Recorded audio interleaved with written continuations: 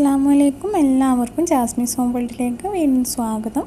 ഇന്ന് ഞാൻ വന്നിട്ടുള്ളത് വളരെ ടേസ്റ്റി ആയിട്ടുള്ള അതേപോലെ വളരെ കുറഞ്ഞ ഇൻഗ്രീഡിയൻസ് വെച്ച് നമുക്ക് തയ്യാറാക്കിയെടുക്കാൻ പറ്റുന്നൊരു പരിപ്പ് കറിയുടെ റെസിപ്പി ആയിട്ടാണ്.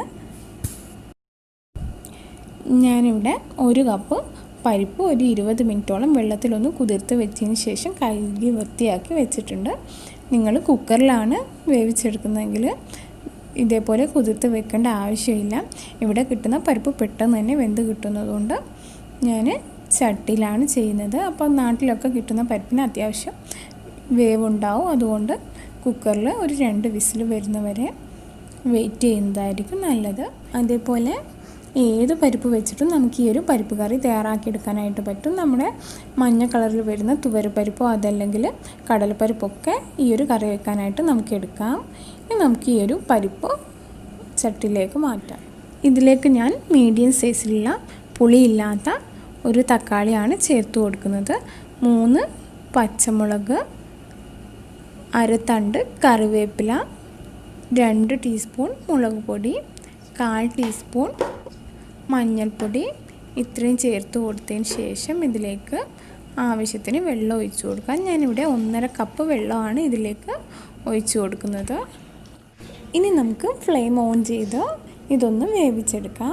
ഇതിലേക്ക് നമ്മൾ ഈ ഒരു സമയത്ത് ഉപ്പ് ചേർത്ത് കൊടുക്കരുത്. നമ്മൾ കുക്കറിലാണ് ചെയ്യുന്നതെങ്കിൽ ആദ്യം തന്നെ ചേർത്ത് കൊടുക്കാം. അല്ലാതെ വേവിച്ചെടുക്കുന്ന സമയത്ത് ആദ്യം തന്നെ ഉപ്പ് ചേർത്ത് കൊടുത്താൽ ഈ ഒരു പരിപ്പ് കല്ലിച്ച് പോകും, നന്നായിട്ട് തന്നെ നമുക്ക് വെന്ത് കിട്ടില്ല. നമുക്കിതൊന്ന് തിളച്ച് വന്നതിന് ശേഷം ഇതിലേക്ക് ഉപ്പ് ചേർത്ത് കൊടുക്കാം. ഇപ്പോൾ നമ്മുടെ പരിപ്പ് ഒരു ഹാഫ് വേവായി വന്നിട്ടുണ്ട്. ഇനി നമുക്കിതിലേക്ക് ആവശ്യത്തിന് ഉപ്പ് ചേർത്ത് കൊടുക്കാം. ഉപ്പ് ഒരിക്കലും ആദ്യം തന്നെ ചേർത്ത് കൊടുക്കാൻ പാടില്ല. ഇനി നമുക്ക് ഇത് നന്നായിട്ടൊന്ന് മിക്സ് ചെയ്തെടുത്തതിന് ശേഷം വീണ്ടും ഇതൊന്ന് അടച്ച് വെച്ച് വേവിച്ചെടുക്കാം. ഈ ഒരു വേവിച്ചെടുക്കുന്ന സമയമൊന്നും നമുക്ക് കറക്റ്റായിട്ട് പറയാൻ പറ്റില്ല. കാരണം ഓരോരുത്തരുടെ കയ്യിലുള്ള പരിപ്പിനും ഓരോ വേവായിരിക്കും.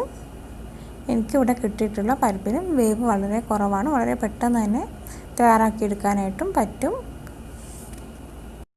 ഇപ്പം നമ്മുടെ പരിപ്പൊക്കെ ഇവിടെ നന്നായിട്ട് വെന്ത് വന്നിട്ടുണ്ട്. ഈ ഒരു സമയത്ത് തന്നെ ഫ്ലെയിം ഓഫ് ചെയ്യണം. അല്ലാതെ വീണ്ടും ഒരുപാട് ഇതിലുള്ള വെള്ളമൊക്കെ അങ്ങ് വറ്റിച്ചെടുക്കുകയാണെങ്കിൽ ഈ ഒരു കറി ചൂടാറി വരുമ്പോൾ ഒരു കുറുക്കിൻ്റെയൊക്കെ പരുവത്തിലോട്ട് പോവും. അതുകൊണ്ട് ഒരുപാട് ടൈറ്റാക്കി എടുക്കരുത്. ഇനി നമുക്കിതിലേക്ക് റോസ്റ്റ് ചെയ്തെടുക്കാനുള്ള ഉള്ളിയൊക്കെ ഒന്ന് റെഡിയാക്കിയെടുക്കാം. ഞാനിവിടെ വെളിച്ചെണ്ണയിലാണ് ഈ ഒരു ഉള്ളിയൊക്കെ റോസ്റ്റ് ചെയ്തെടുക്കുന്നത്. നിങ്ങൾക്ക് വേണമെങ്കിൽ ഓയിലും ചേർത്ത് കൊടുക്കാം. പക്ഷേ നല്ല ടേസ്റ്റ് കിട്ടുക വെളിച്ചെണ്ണ ചേർത്ത് കൊടുക്കുമ്പോൾ തന്നെയാണ്. ഇത് നന്നായിട്ട് ചൂടായതിന് ശേഷം നമുക്കിതിലേക്കൊരു 1/2 ടീസ്പൂൺ കടുക് ചേർത്ത് കൊടുക്കാം. കടുക് നന്നായിട്ട് പൊട്ടി വന്നതിന് ശേഷം ഞാനിതിലേക്ക് ഒരു 2 ടേബിൾ സ്പൂണോളം ചെറിയുള്ളി ചെറുതായിട്ട് കട്ട് ചെയ്താണ് ചേർത്ത് കൊടുക്കുന്നത്. ചെറിയുള്ളി തന്നെ ചേർത്ത് കൊടുക്കണം. ചെറിയുള്ളി ചേർത്ത് കൊടുക്കുമ്പോഴാണ് നമ്മുടെ ഈ ഒരു കറിക്ക് നല്ലൊരു ഫ്ലേവർ കിട്ടുന്നത്. ഇനി ഇതിലേക്കൊരു 3 വറ്റൽമുളക് കൂടെ ചേർത്ത് നന്നായിട്ടൊന്ന് വഴറ്റി കൊടുക്കാം. ഒരു ബ്രൗൺ കളറായി വരുന്നവരെ നന്നായിട്ട് തന്നെ വഴറ്റി കൊടുക്കണം. ലോ ഫ്ലെയിമിൽ വെച്ചിട്ട് വേണം ചെയ്യാനായിട്ട്, ഇല്ലെങ്കിൽ പെട്ടെന്ന് തന്നെ കരിഞ്ഞു പോവും.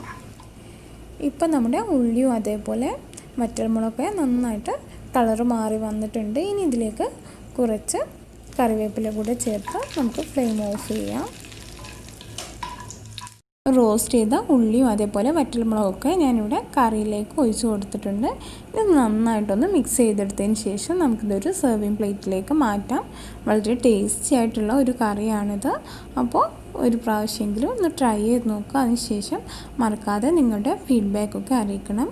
വീണ്ടും മറ്റൊരു വീഡിയോ ആയിട്ട് നമുക്ക് കാണാം. താങ്ക്